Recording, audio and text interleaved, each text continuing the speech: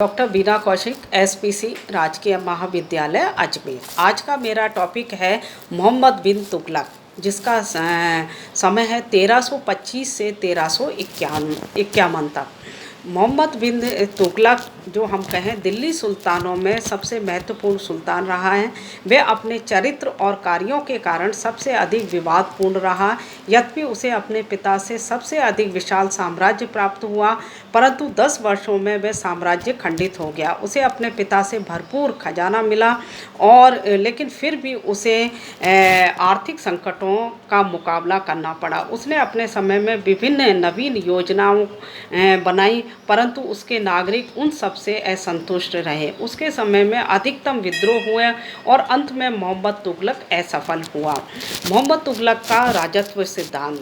मोहम्मद तुगलक दैवीय सिद्धांत में विश्वास करता था। उसके अनुसार राजा ईश्वर की छाया या प्रतिनिधि होता है। शासन में किसी भी वर्ग को दखल देने का अधिकार नहीं है। राज्य में अमीर वर्ग, उलेमा वर्ग, समस्त कर्मचारी उसके अधीन होते हैं। उसने उलेमा वर्ग को शासन में दखल नहीं करने दिया। उसने ना खलीफा से अपने पद की स्वीकृति ली और ना ही उलेमा वर्ग को शासन में दखल देने दिया। उसे योग्यता के आधार पर सभी व्यक्तियों को अपने राज्य में नियुक्त किया। कानून के सामने सभी को समान माना। इस कारण मुस्लिम धार्मिक वर्ग मोहम्मद तुगलक का विरोधी हो गया, जो जनता में उसके विरुद्ध असंतोष का कारण बना। इस कारण उसके बाद के समय में मोहम्मद बिन तुगलक को इस वर्ग से समझौता करना पड़ा और इस प्रकार उसके राजत्व संबंधी हम विचार देखें तो वो विचार अलाउद्दीन खिलजी के विचारों से की तरह ही थे। उसने भी उसी तरह समस्त प्रजा, अधिकारी वर्ग, उलेमा वर्ग, अमीर वर्ग को अपने अधीन माना और प्रारंभिक समय में उसने धार्मिक वर्ग को भी अपने अधीन माना। तो राजत्व सिद्धांत में वह अपने आप को सर्वश्रेष्ठ और अपने को ईश्वर का प्रतिनिधि मानकर वो शासन उसने संचालित किया। अब प्रारंभिक जीवन के संदर्भ में हम देखें तो मोहम्मद बिन तुगलक गयासुद्दीन तुगलक का पुत्र था। उसने अपने पिता के साथ अनेक सैनिक अभियानों में भाग लिया। वह योग्य पिता का योग्य पुत्र था। 1325 में वो गद्दी पर बैठा। जूना खां की योग्यता से प्रभावित होकर हम देखें तो उसको उसके पिता गयासुद्दीन तुगलक ने गाजी खां की उपाधि प्रदान की। उसने स्वयं मोहम्मद बिन तुगलक अर्थात तुगलक के पुत्र के नाम से शासन किया। और मोहम्मद बिन तुगलक की योजनाएं। मोहम्मद बिन तुगलक ऐसा शासक था कि जिसको कि एक विशाल साम्राज्य प्राप्त हुआ अपने पिता से और खजाना भी भरपूर प्राप्त हुआ। इस कारण से शासक बनते ही उसने अनेक योजनाएं प्रारंभ की। उन योजनाओं में हम देखें महत्वाकांक्षी सुल्तान था, तो इस कारण से उन योजनाओं में जो सबसे प्रमुख है वो है दोआब की कर वृद्धि।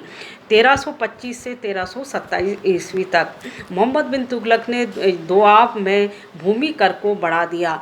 दोआब में कर वृद्धि का कारण ये था कि एक तो दोआब की जो भूमि थी वो काफ़ी उपजाऊ थी और वहाँ से खिलजी वंश के समय अलाउद्दीन ने भी वहाँ से अधिक कर वसूल किया था। तो इस कारण से वो भी वहाँ से अधिक कर वसूल करना चाहता था। अब इसमें समकालीन इतिहासकारों ने अनेक मत दिए हैं। बर्नी के अनुसार ये भूमि कर 10 से 20 गुना बढ़ा दिया गया। फरिश्ता के अनुसार 3 से 4% तक बढ़ा दिया गया। डॉक्टर मेहंदी हुसैन के अनुसार 2 या 1/2 भाग कर दिया गया। A.L. श्रीवास्तव लिखते हैं कि मकान और चारागाहों पर भी पुनः कर लगा दिए गए। तो इस प्रकार करों में कितनी वृद्धि की गई और कितना % बढ़ा, ये एक विवाद का विषय है, पर ये इतना निश्चित है कि मोहम्मद बिन तुगलक ने दोआब प्रांत में करों की वृद्धि की गई।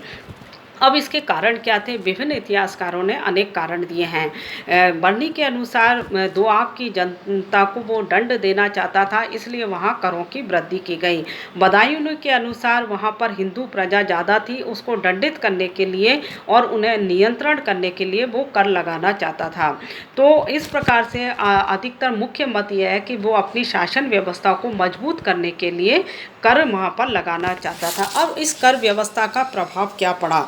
इस कर व्यवस्था का प्रभाव यह हुआ कि जब कर ये लगाया गया तो उस समय में दोआब में अकाल पड़ रहा था और उसी समय पर सरकारी कर्मचारियों ने कठोरता से कर को वसूल किया, जिससे किसानों की स्थिति बहुत ज़्यादा खराब हो गई और वो खेती छोड़कर जंगलों में चले गए और उन्होंने कर देने से मना कर दिया और विभिन्न स्थानों पर विद्रोह होने लगे और सरकारी कर्मचारियों ने बड़ी कठोरता से इन विद्रोहों को कुचला। इस प्रकार सुल्तान की यह योजना असफल हो गई।